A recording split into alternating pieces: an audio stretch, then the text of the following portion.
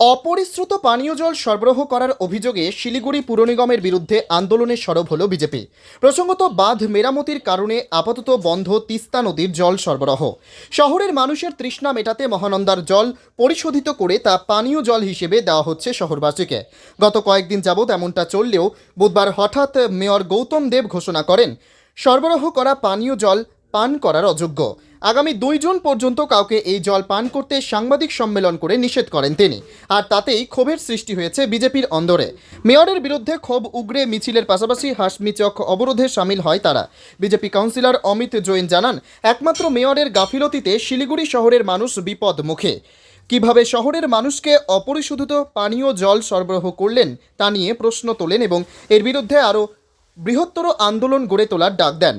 BJP councillor Amit Jain এদিন কি বলেছেন শুনুন। এই প্রতিবাদ ভাওতাবাজে পুরো বোর্ড যে মানুষকে বিশুদ্ধ জল দিতে পারে না, আজকে অশুদ্ধ জল খেয়ে প্রচুর মানুষের সাথে সাথে খেলোয়াড় করেছে, প্রচুর মানুষ হসপিটালাইজ। এই জন্য আজকে আমাদের প্রতিবাদ।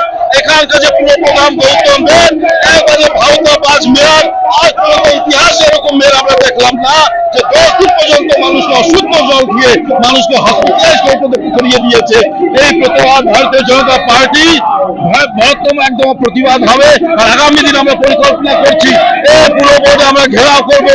একদিনও এই পুরো বোর্ডকে আর চলতে দেওয়া যাবে না, কারণ এরা মানুষের স্বাস্থ্যের সাথে খেলোয়াড় করেছে, প্রচুর মানুষের স্বাস্থ্যের খেলোয়াড় করে এরা কিন্তু মানুষকে হসপিটালাইজ পর্যন্ত করিয়ে দিয়েছে।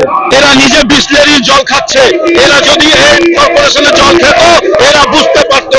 এদের পরিবারে হাজার হাজার লোক কিন্তু আজকে হসপিটালাইজ হয়েছে। আমরা ব্যক্তিগতভাবে জানি অনেক মানুষ কিন্তু আজও কিন্তু এই রোগে গ্রস্ত আছে, তাদের পেটে অনেক অসুবিধা হচ্ছে, তারা হসপিটালে ডায়রিয়া যুক্ত হয়ে যাচ্ছে। এই জন্য আমি বলছি, যারা বিসলেরি জল খাচ্ছে এসি রুমে বসে তারা কি জানবে। আজকে 10 দিন থেকে এরা অশুদ্ধ জল খেয়ে মানুষকে অসুস্থ করে দিয়েছে। একদম এরা কি টেস্টিং করেছে? এরা সার্বজনিক করুক এই রিপোর্টটা সার্বজনিক করলে সমস্ত খেলা বোঝা যাবে। শুনুন, একটা কথা বলি, আজকে দিনে শিলিগুড়ি শহরকে যে আনপ্ল্যান ভাবে যে তৈরি করা হয়েছে তার মধ্যে এই সিপিএম এর একটা হাত আছে। এই একটা দুর্নীতিবাজ দল যারা আজকে ইন্ডিভিজুয়ালে পরিণত হয়েছে। তৃণমূল আর সিপিএম এর কোনো তফাৎ নাই, এইসব নাটক চলছে। এরা সবাই গৌতম দেবের দালাল। পুরো ঘরে কোনোদিনই এরা বিরোধীদের ভূমিকা নিভায় না।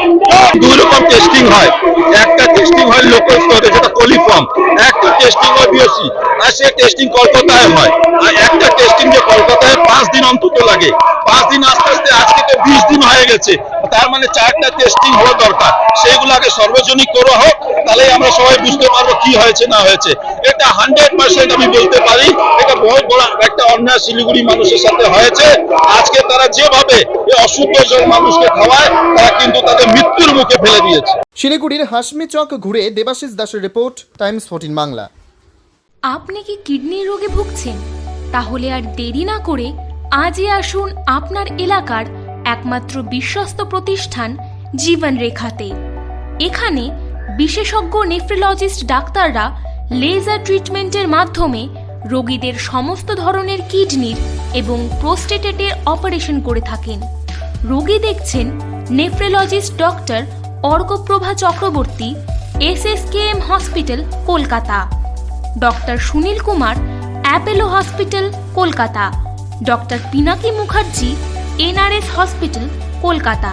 এছাড়াও এখানে প্রতিদিন অপারেশন করছেন ও বহির্বিভাগের রোগী দেখছেন ইউরোসার্জন ডক্টর আতার কাশিম, PG হসপিটাল, কলকাতা।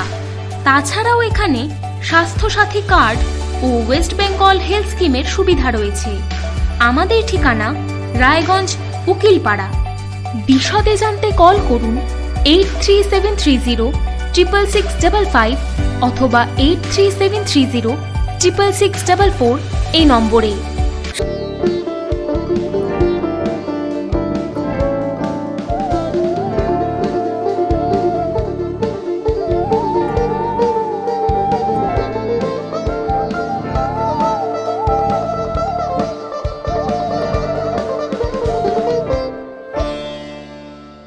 আপনি কি চাকরি পরীক্ষার্থী? চাকরি পরীক্ষার বই খুঁজছেন? তাহলে আজই চলে আসুন সৌর বুক অ্যান্ড ম্যাগাজিন সেন্টারে। এখানে BSc, WBCS, bank, rail, ICDS, nursing, ANM এবং জিএনএম সহ কেন্দ্রীয় ও রাজ্য সরকারের সকল চাকরির পরীক্ষার বই ও ম্যাগাজিন পাওয়া যায়। আমাদের ঠিকানা খড়িমোড়, মোহনবাটি, রায়গঞ্জ। বিস্তারিত জানতে যোগাযোগ করুন 9002904090 অথবা 9434347016।